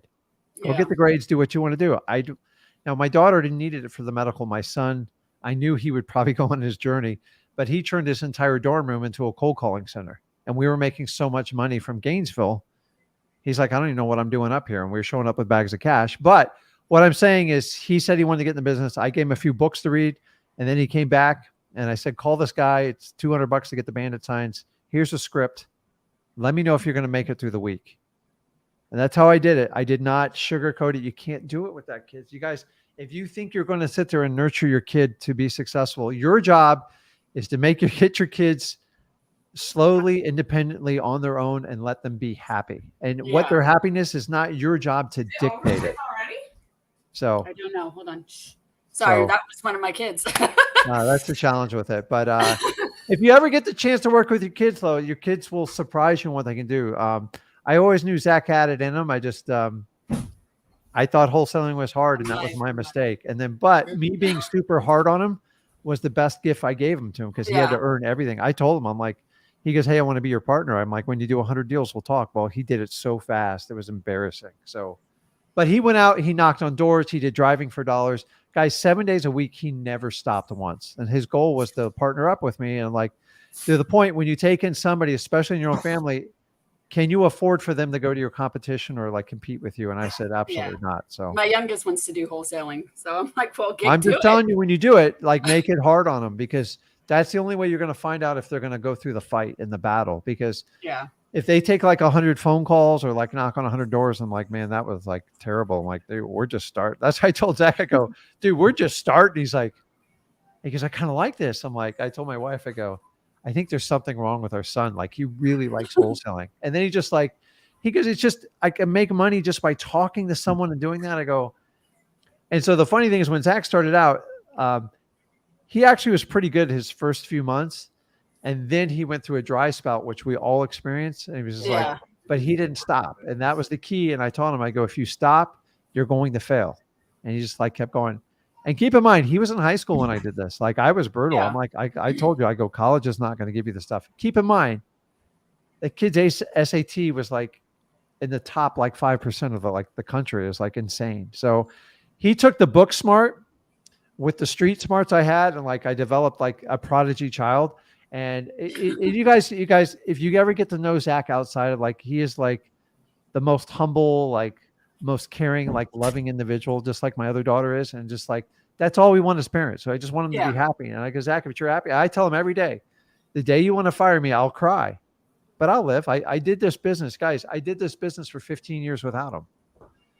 He's just taught me better ways to do stuff. And then, and you know, there's sometimes I want to kill him too, you know, like he brought a new spin to it. He works, man. Like he pushes. This is why I'm on the channel with you tonight. He's actually like, you got to talk to more people. I go, I want to watch more football. So go swing at that list. And I wish you the best with your car. And we'll, okay.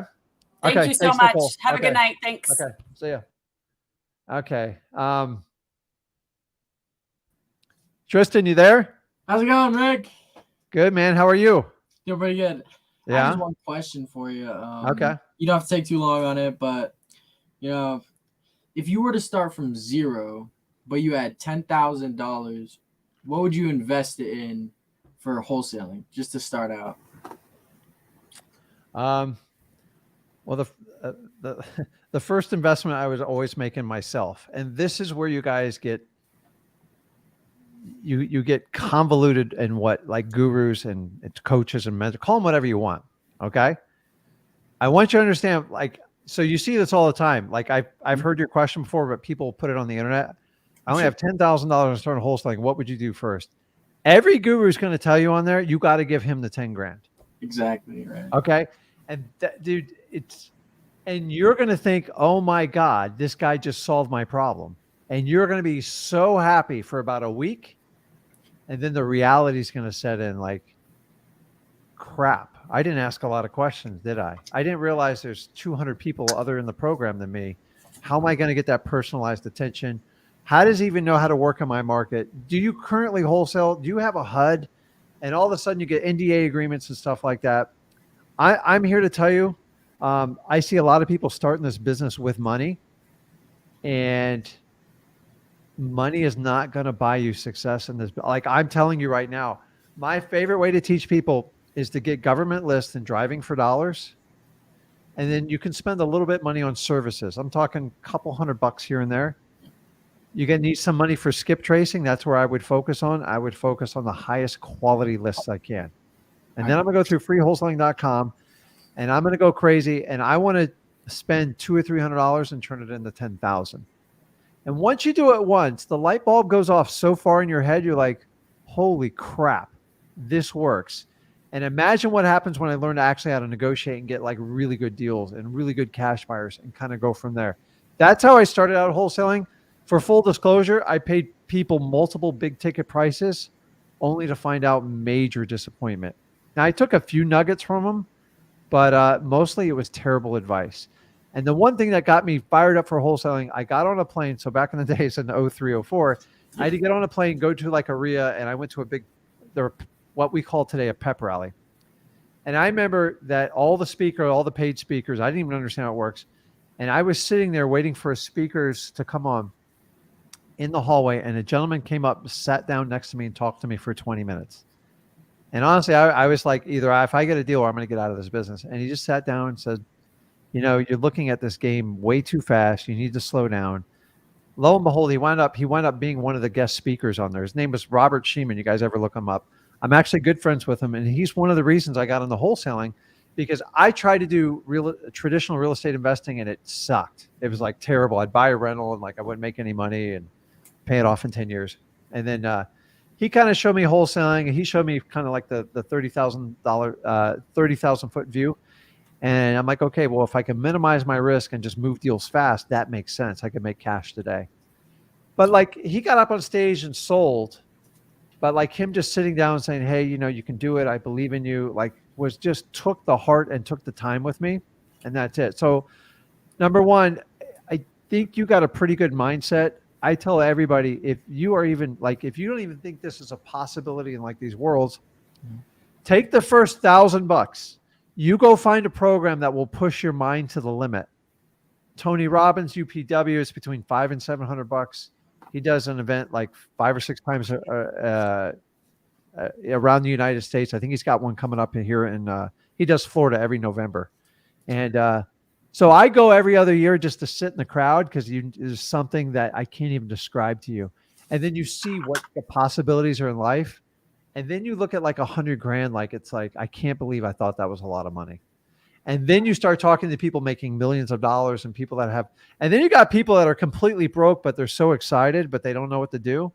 And I find them some of the funnest people in the world. So you have to open up your mindset. If you have a completely closed off mindset, wholesaling will not work until you open the mindset up. Sometimes people can simply just read a book. Some people have to immerse themselves in an experience. The only reason I recommend Tony Robbins because I know it's safe. Like you can't get hurt there. He's not going to teach you how to flip houses. Yeah. He's just going to teach you what to do when you get freedom of time, more time with your family, travel wherever you want, do what you want when you want. Guys, dude, life is short. Life is brutally short. You have no idea how short it is until somebody changes that event for you. So that's why I do wholesaling. So past that, I just like old school tactics, government list, driving for dollars, and reverse driving for dollars. You know why? Because that's what works best in my business. For full record, I spend money on direct mail, but like I have a system and I have a whole team. And honestly, I don't do anything with it other than fund it. And but guys, I was in the trenches 7 years before I even hired someone to do it. And now it's like clockwork. I'm like, okay, I spend this, I know it. And guys, I don't spend 20, 30 grand a month. I spend 5 to 6 grand a month and I get a really nice fat return for it. And by the way, I do it in multiple markets. So that's just one market. And that's how I do it. Why? Because I put in the time, I put in the work, and I got it done. So still my favorite deals are ones that were just giving me. Last week, I went by my title company to do another closing. She's going, hey, listen, this guy just backed out of a deal. He's a newbie. It's a really good deal. He's just freaking out. You want it. I go, what's he want? He goes, he doesn't want anything. He just wants you to like fill in for his shoes. Not only did I get the deal, but I knocked 5 grand off of it by talking to the seller because they said the seller won't take any less. I go, they haven't talked to me yet. And so I went in and I did that deal. And like, so my favorite thing in the world is get deals where I spend no money because there's some sort of like status you get with that. Yeah. Because it's an infinite return. And then once you start making money, you can sit back and kind of make money. And I have a lot of fun with it. So you got to find out where you are on it. So how long have you been wholesaling for? Actually, I just been doing it for about like 1 or 2 weeks. Okay. And, so guys, our whole theme of this is how does wholesaling work? How does it really work? The problem with the guru, okay, say you take the course. I don't care whatever they charge you for it. What's the first thing they're going to tell you after you pay them? What do you think they're going to tell you to do? Go out and do it. Or more money. You know what, Tristan? It'd be a lot easier if you spend like $4,000 to $5,000 a month on marketing. Right. Easier on who? Are you kidding me? Guys, you give me a wholesaling program where like you don't even pay me. I go, listen, you got to spend 5 grand a month on marketing. I can take you all to the promised land. But the reality is the people who do best are the ones who figure out how to do it with little to no money because it is a skill set.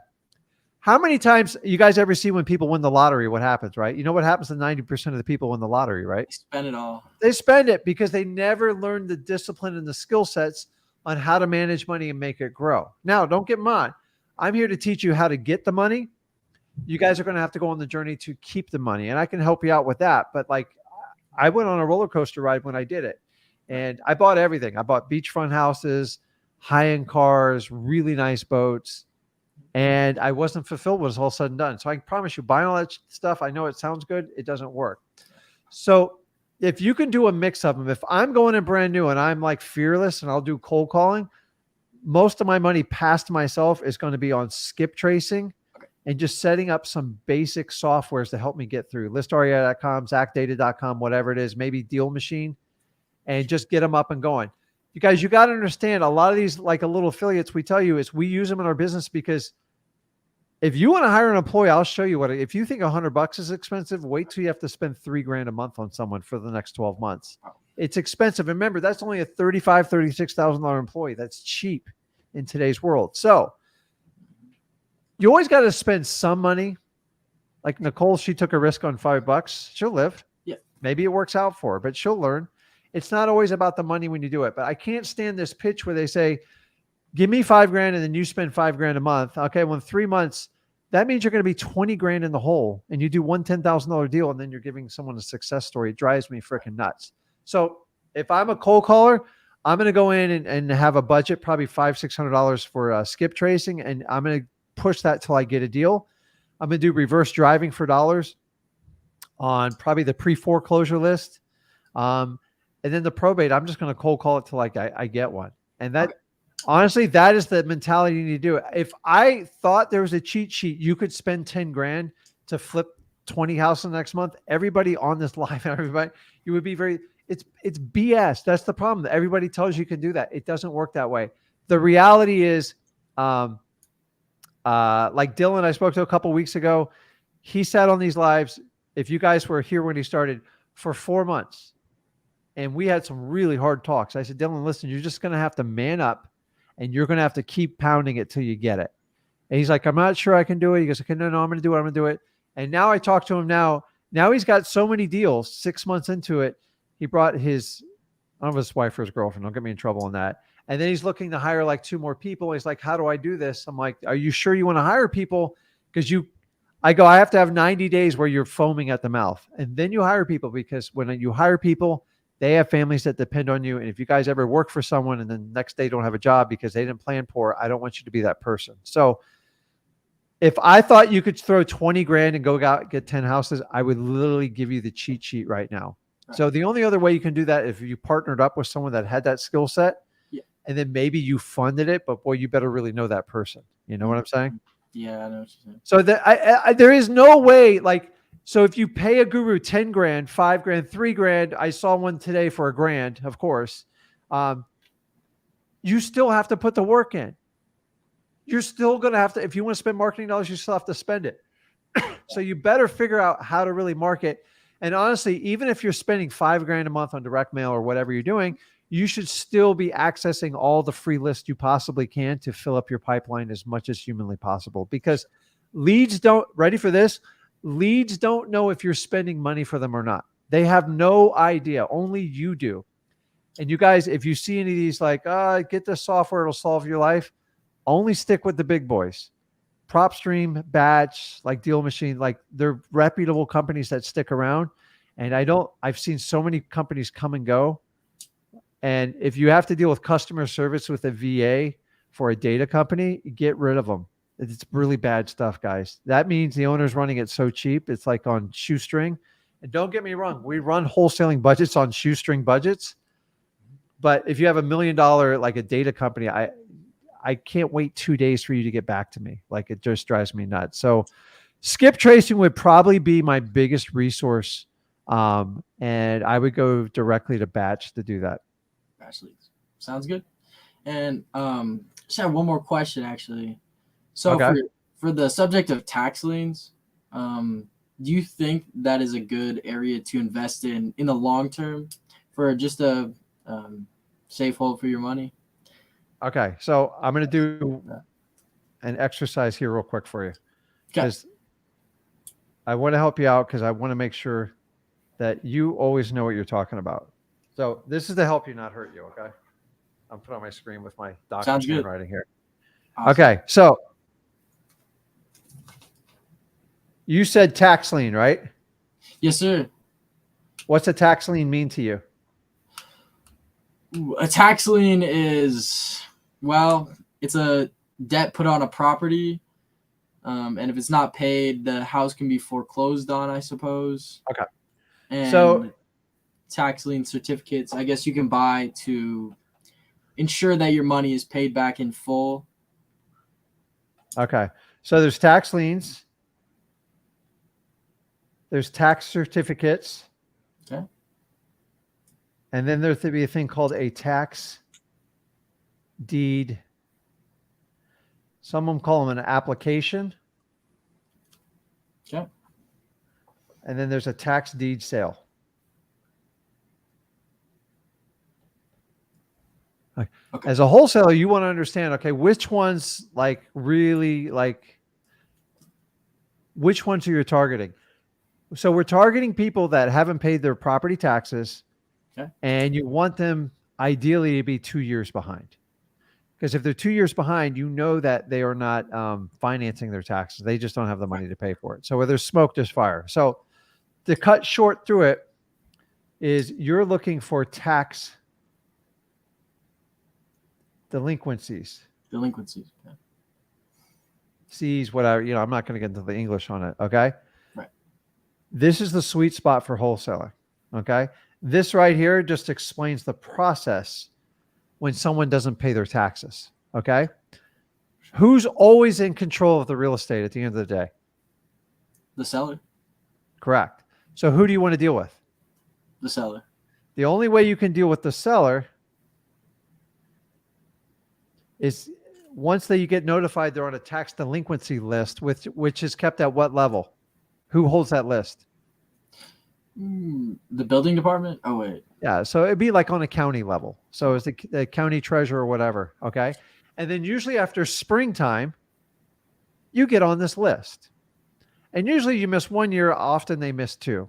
Now, sometimes if they have a mortgage, they'll go ahead and pay that tax lien, right, that tax delinquency, because tax liens, so you guys know, they're in the first position. They can wipe out the mortgage. Okay. So the tax lien just means is a lien on the property for taxes. Now you can go into like listrei.com and find that. You can find other services and you can look for liens. But honestly, you're way late to the game on this one. And I wouldn't even, it's just, I'd rather get the tax delinquency because it's fresh. Okay. You have to sort it. Okay. Tax certificates, when they basically auction off the taxes so the city can operate and fund their, fire department, the police department, and they sell tax certificates. Okay.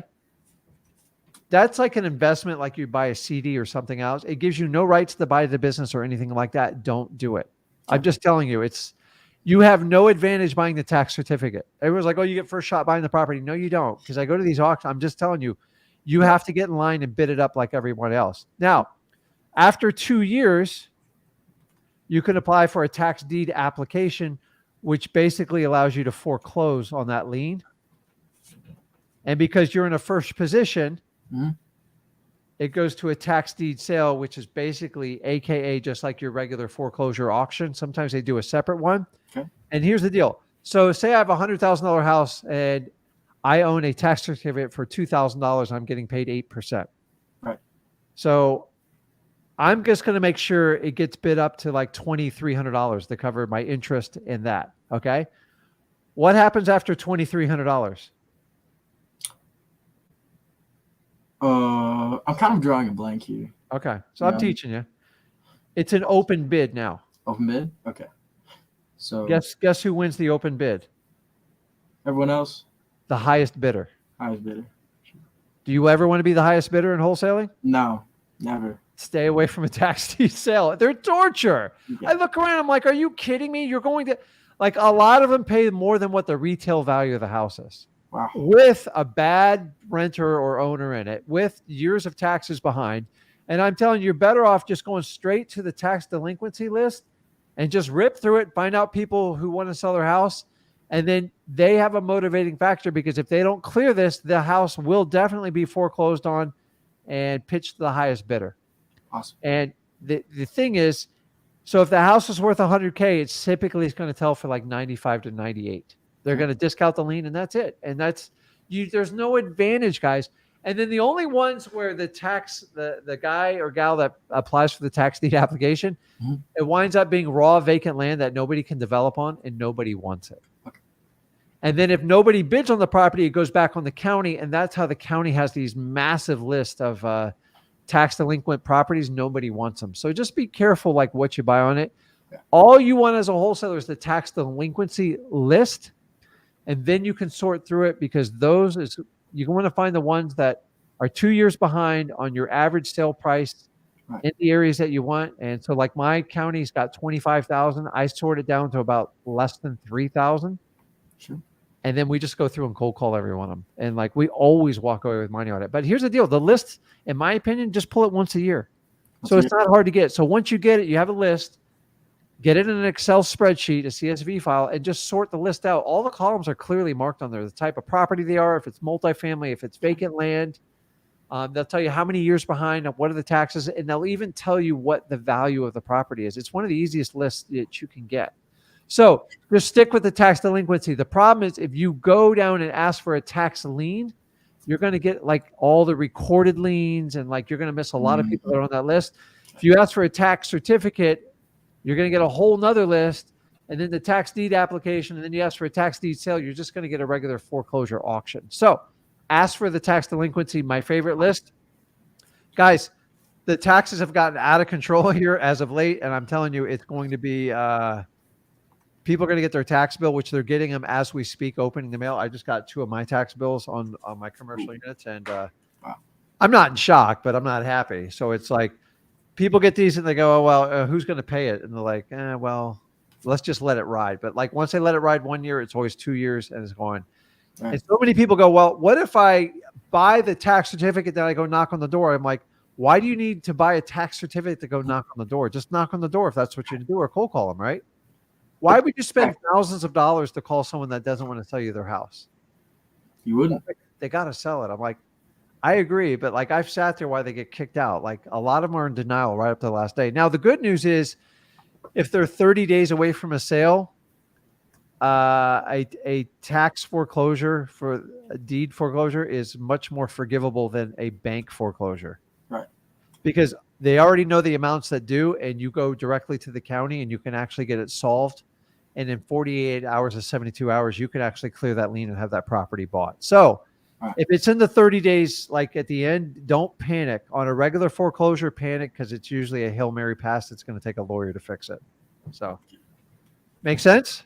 Yeah, that makes a lot of sense. So many people go into the departments, they go, I want the tax lien certificate. And they're like, right. You sure you want that? Like, and they come back to me. They go, I got this strange thing. They're telling me to bid on it. I'm like, you just want the list.